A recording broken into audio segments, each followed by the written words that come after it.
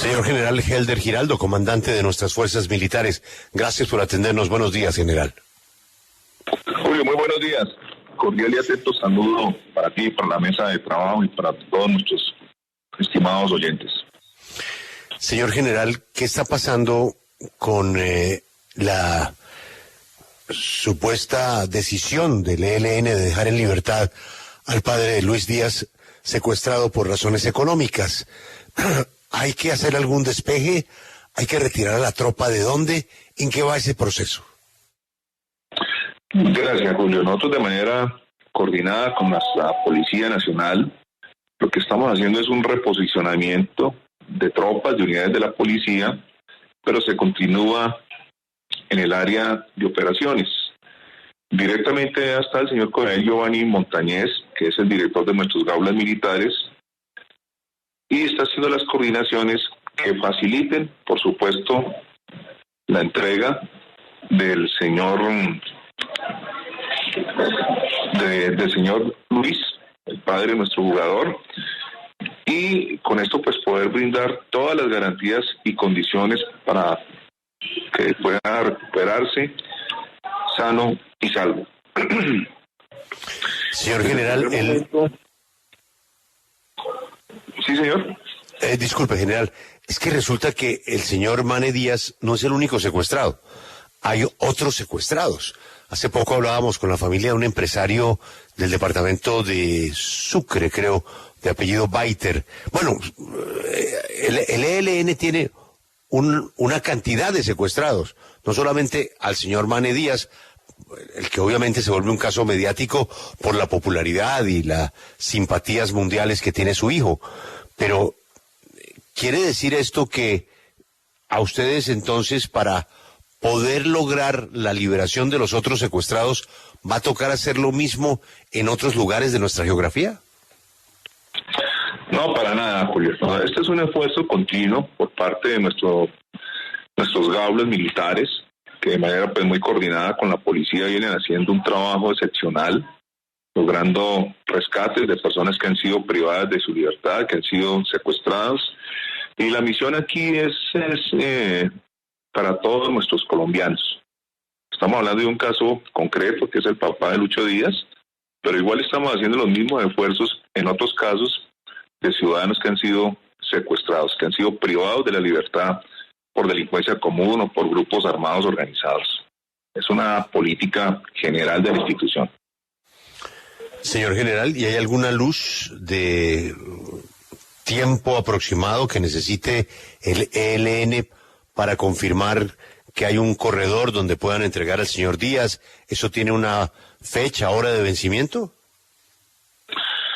Julio, con esta maniobra militar y policial, pues estamos brindando todas las garantías y condiciones para que se pueda recuperar su libertad en las próximas horas. Es lo que pues estamos haciendo en este momento. Esperamos pues que realmente lo entreguen y lo podamos recuperar y traer nuevamente de regreso a su hogar. Nos vamos ahora al departamento de Cauca. Este tema de Plateado se ha vuelto como un símbolo de la injerencia de los grupos irregulares en la población civil en varios lugares de nuestra geografía. ¿Cuál es la realidad? ¿Cuál es la verdad de lo que ha pasado con el ejército en el departamento del Cauca, en este corregimiento, el Plateado? Bueno, Julio, nosotros lo que es el corregimiento del Plateado es un sitio geoestratégico. Se conoce como un punto que estos grupos armados han tenido, digamos, su injerencia delictiva. Es la entrada al cañón del Micay, donde hay unos centros de producción de clorhidrato de cocaína. Tenemos allá el 75% de las plantas ilegales de coca del Cauca. Pero de manera conjunta, las fuerzas militares, de manera coordinada con la Policía Nacional, esta operación se convierte en una estrategia político-militar y consiste desde mucho antes del cese en llevar a cabo una operación para debilitar, para desarticular estos grupos armados organizados, pero con una prioridad que es atacar sus fuentes de finanzas, lo que corresponde a las economías ilegales. Es así como, aplicando todas nuestras capacidades, nos hemos mantenido en este territorio. Para el plan Democracia, ingresamos la semana pasada para poder garantizar unas elecciones libres, unas elecciones democráticas. No pasó absolutamente ninguna novedad, no tuvimos ningún roce con la población civil, hubo unas completas garantías a su seguridad, a su protección, respetando los derechos humanos, aplicando el derecho internacional humanitario. Pero ya integrantes de este grupo armado organizado del Estado Mayor Central de las FARC, de la estructura Carlos Patiño, incitaron, promovieron a la población civil, inclusive llevaron población civil ajena al corregimiento del Plateado. Esto se llama una instrumentalización de la población civil, con el objeto precisamente de sacar al ejército y obstaculizar su misión constitucional a través de estas azonadas, donde fueron pues retenidos, secuestrados los integrantes de la fuerza pública, y esto pues se configura también en una violación a los derechos humanos y a unos presuntos delitos que tienen que las autoridades competentes llevar a cabo la investigación, como lo es la violencia contra el servidor público, el constreñimiento ilegal, terrorismo y secuestro. Todo esto pues es materia en este momento de investigación por parte de la Fiscalía General de la Nación. Pero ¿no es vergonzoso, señor general, que el ejército haya tenido que borrar con el codo lo que había hecho con la mano? Es decir, si lograron garantizar el transcurso de las elecciones, después sufrir el secuestro de más de 300 unidades. Eso es algo increíble, es decir, ellos son los dueños del territorio. No son los dueños del territorio. Yo creo que nosotros tenemos que entender cuál es el contexto, porque no podemos aplicar nuestra fuerza. Hay unos principios constitucionales, hay unos principios del derecho internacional humanitario, de proporcionalidad, de distinción, y no nos podemos ver nosotros inmersos en poner en riesgo a la población civil. Entonces hay que entender ese contexto. Allí no es que nos hayan sacado derrotados, ni mucho menos. Son situaciones que sí llaman la atención para todas las autoridades del país, porque habrá la necesidad de mirar en qué estamos fallando respecto a estos hechos que se constituyen como punibles. Señor general, ¿los militares estuvieron secuestrados, sí o no? Porque es que la comunidad dice que ellos nunca estuvieron secuestrados y que se pudieron movilizar fácilmente por esa zona del Plateado. ¿Cuál fue la situación concretamente con esos militares? ¿Se estuvieron o no secuestrados? Bueno, se puede evidenciar que hay un presunto secuestro, porque secuestro es una privación de la libertad y más de este personal que está uniformado, donde hubo injerencia de este actor armado, bajo intimidación, bajo amenazas y otros medios, condicionando la sacada del ejército.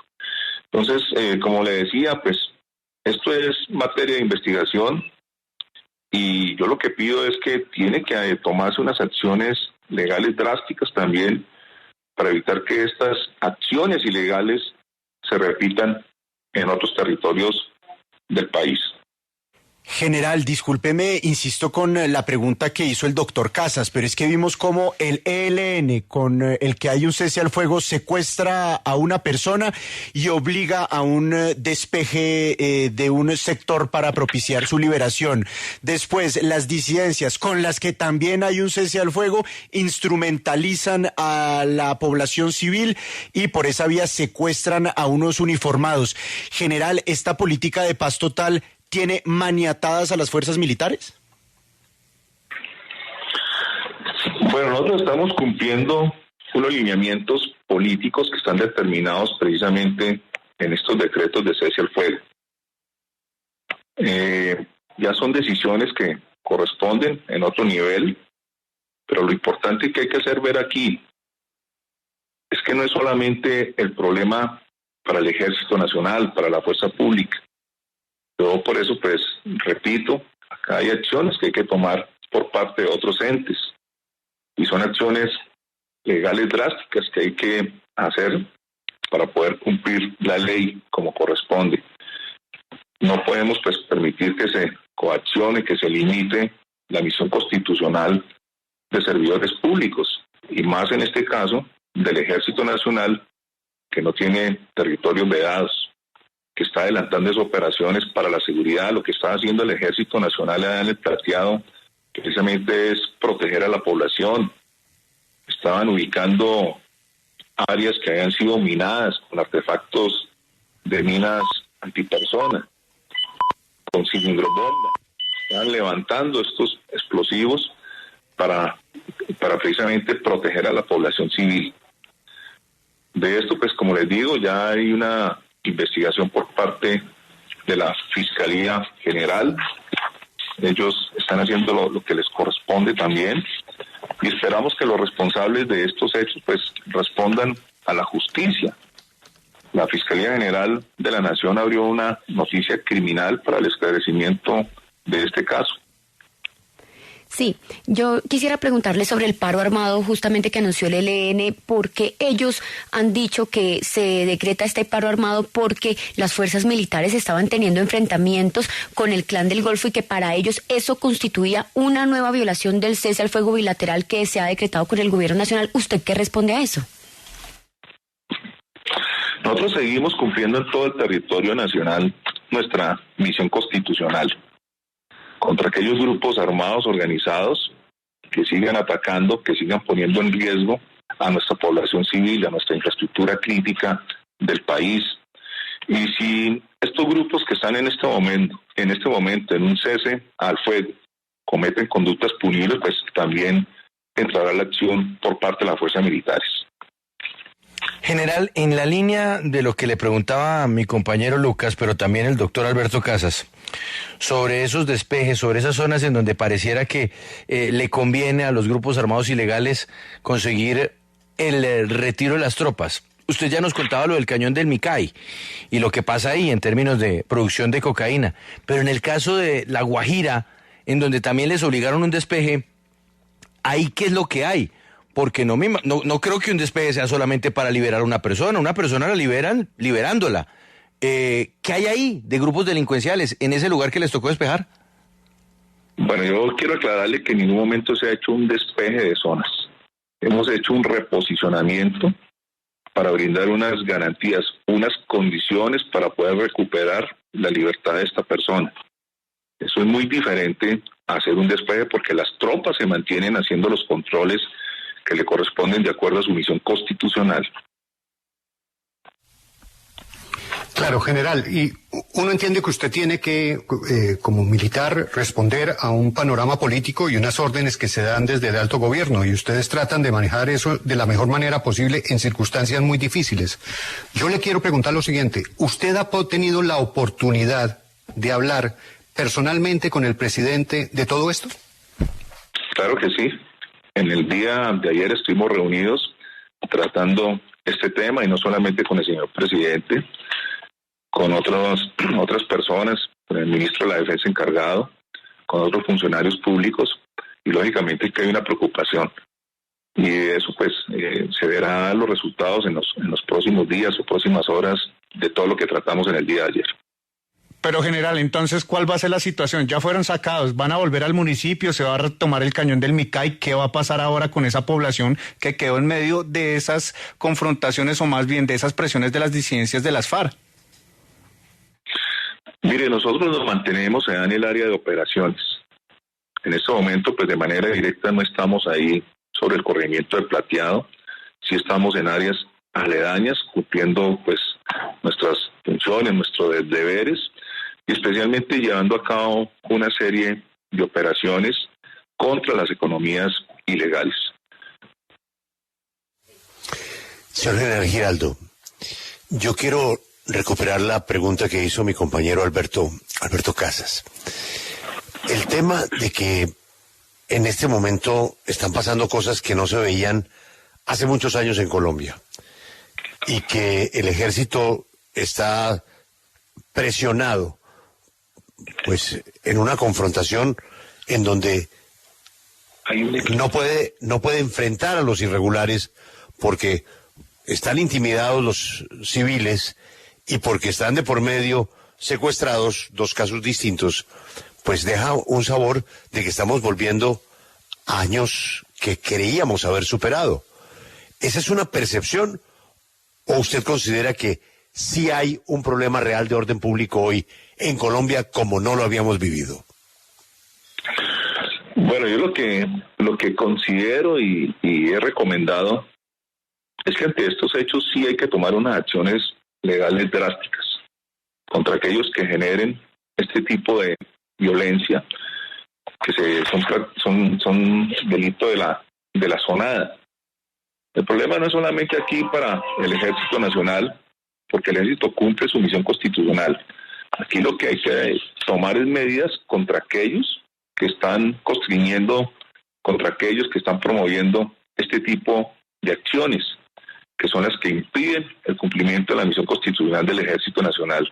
Entonces este es un llamado a otros entes también para que entiendan la situación y se unan a este gran esfuerzo contra estos grupos que están generando este tipo de violencia en el territorio. Pero es que hay un problema, general, que simultáneamente usted hace este llamado, pues usted es respetuoso y juicioso en las órdenes del comandante en jefe, que es el presidente de la República.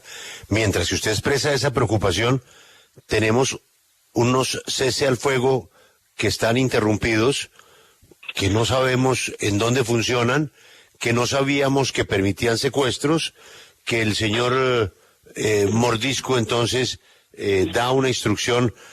En fin, es como seguimos en los mismos 60 años del ELN, manejando la agenda del país cada vez que hay una posibilidad de un diálogo para la famosa paz total.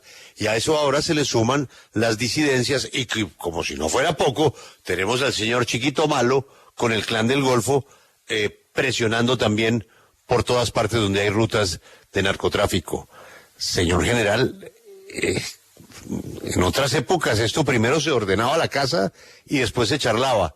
Yo lo que le estoy entendiendo a usted es que usted preferiría eso, que ordenemos primero y después charlemos.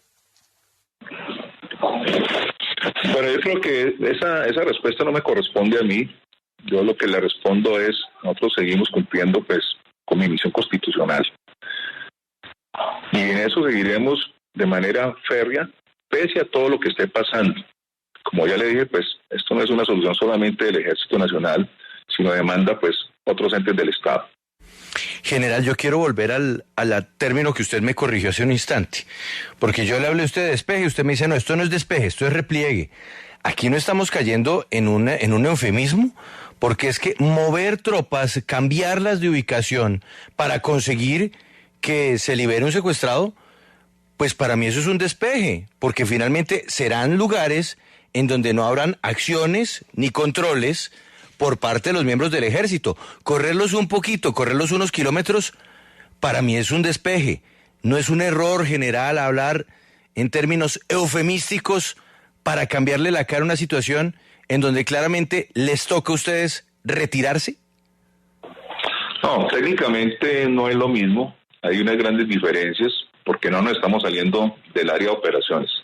Estamos haciendo es un reposicionamiento para brindar las condiciones y las garantías para la recuperación de este ciudadano.